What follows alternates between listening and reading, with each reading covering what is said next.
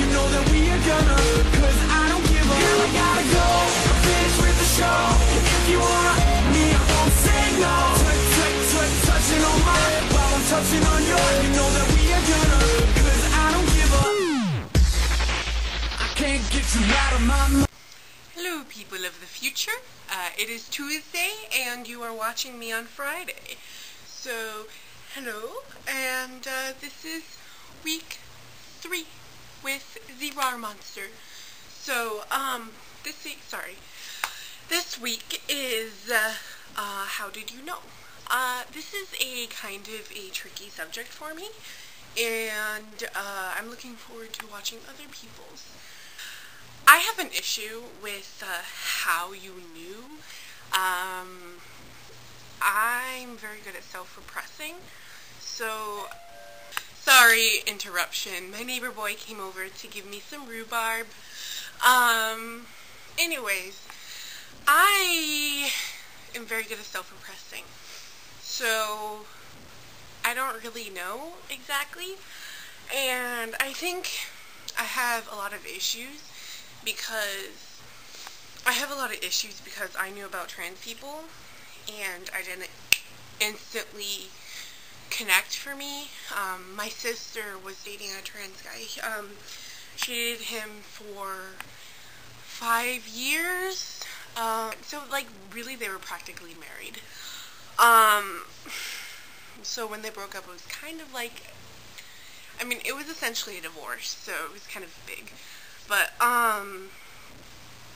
you know, my mom was not very approving of it. You know, my brother wasn't very approving of it. Everybody called Tori a she. I didn't understand because I was really young at the time. And, I was like 10, 12. And I was in 6th grade, so it was like 12. But, you know, yeah, everybody called Tori a she. I didn't know that Tori was trans. I thought Tori was a big bold-eyed lesbian. So, yeah, I didn't find that out until a long time later at my, my sister's her baby shower, and everybody was calling Tori he, and I was so confused because my family called Tori she, and I had no idea. I was so completely confused, and when I asked Tori why did they call Tori, you know, why did they say he, but then my family was saying she, and he was just like, oh, it's complicated, not something that we're going to talk about, and my sister got really angry at me. But, you know, it's like, I have issues because most people, when they find out about trans people, they understand right away that that's what they are. Me, I kind of take a roundabout way to everything.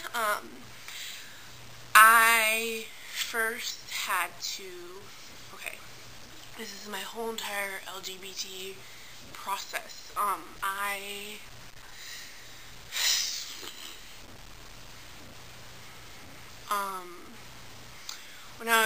When I was in 6th grade, I was fairly homophobic because in 6th grade, everybody used the term gay all the time. It was very negative of a word for me. I perceived my family as extremely Republican, which apparently we're not. But my family is extremely religious, and since my sister isn't religious, and since she's pansexual, and since she's,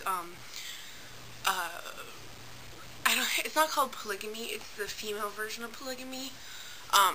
She's not a swinger. She has, a couple committed relationships at one time.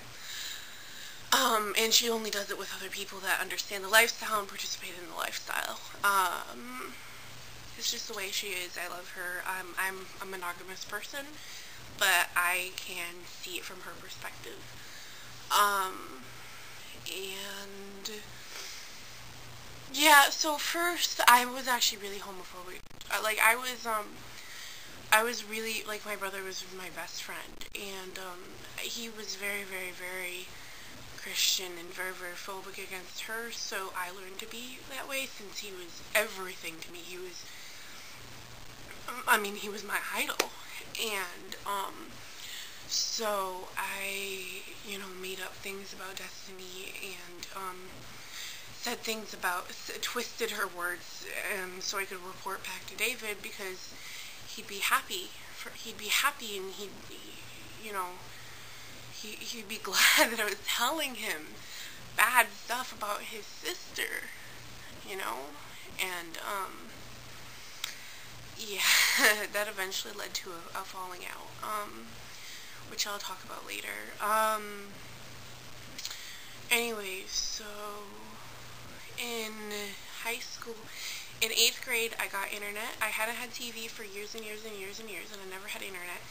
So in 8th grade, at the end of 8th grade, I got internet, and I started watching lesbian porn, though I didn't, I thought it was wrong and stuff, and, even when I was watching that, I still didn't think that I had feelings for girls, so until 8th grade.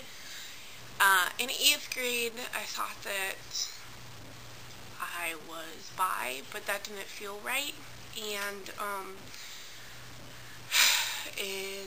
so I was bi for, not in 8th grade, in 9th grade. In 9th grade, I started thinking that I was bi, and in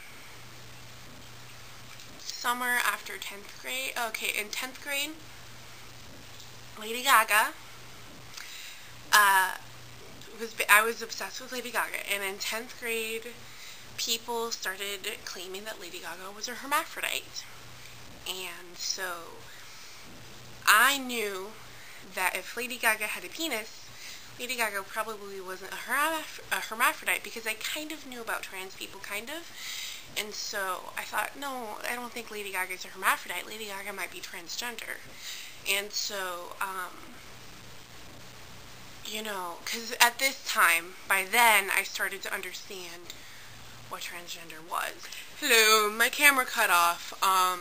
So, long story short, I was thinking that Lady Gaga was trans, and, I realized that I accepted Lady Gaga as trans, and I realized that, well, since I accept Lady Gaga as being trans, even though she isn't, I perceived her as, I started accepting other people that were also trans-identified, and, I started kind of, it was a very slow process of, at first, I had to accept, I didn't start thinking, that I might possibly be trans until after I'd fully accepted that transgenderism was a perfectly viable way for someone to live, and, that it's okay, and,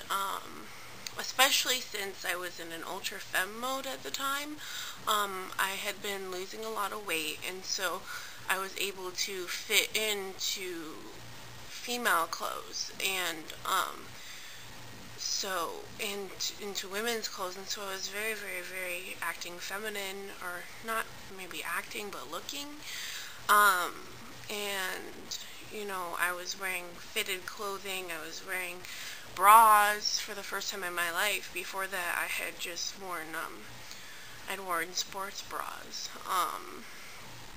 and, I wasn't wearing the big baggy sweatshirts that just completely covered me. I was going very, very thin. And when I got to a size 15, very closely into, very, very soon into 11th grade, I just couldn't take it anymore. I couldn't. And, so I thought, maybe what I've been learning about, maybe this is what I've been missing. Maybe you know, this is, you know, I don't know, I mean, I never felt in place. I like going to groups, but, I never felt totally comfortable in, girl groups. I felt comfortable in the way that a gay guy feels comfortable in a girl group. It's like, you kind of act like them, you kind of do, and you like them, but you still don't feel in the right place. And, you know, that was interesting. So, you know, it was still, I don't know, for a long time, I mean, and still now, I feel like, you know, maybe I'm just a hypochondriac, maybe it's just all in my head, you know, but, you know, when I write things down and when I talk out loud, then, you know, rather when it helps, because when I'm just in my head and no one else is there to listen to me, not even my own ears, it's just so alone, and I doubt myself so much, you know. That's actually a big reason why I started making YouTube videos, and why I started going to a therapist, because she's really helpful. Oh, and on Wednesday was actually, I was really happy because, Wednesday was, really happy for me because, my therapist refers to me as a girl, even though she's very aware of my gender issues. She inadvertently gave me a male pronoun by, saying other guys. Maybe she wasn't meaning to be male, but, it made me really happy. Like, I, totally teared up. And, because it doesn't bother me so much because I haven't ever asked her to use male pronouns for me, but it still kind of wears and tears on me and makes me kind of sad. But so that made me extremely, extremely happy. So things like that, when people online think that I'm male and perceive me as male, it makes me extremely happy. So things like that are a validation that I'm not just making things up for myself. So I don't really have anything else to say. I will see you next Friday, and if you want to go to my regular channel, which is right here, just go to that. I'm probably going to be making, I'm probably going to be doing a video next Wednesday, on that channel. I do every other week for that one. So, yeah, bye. Make me stop, make me, 'cause some like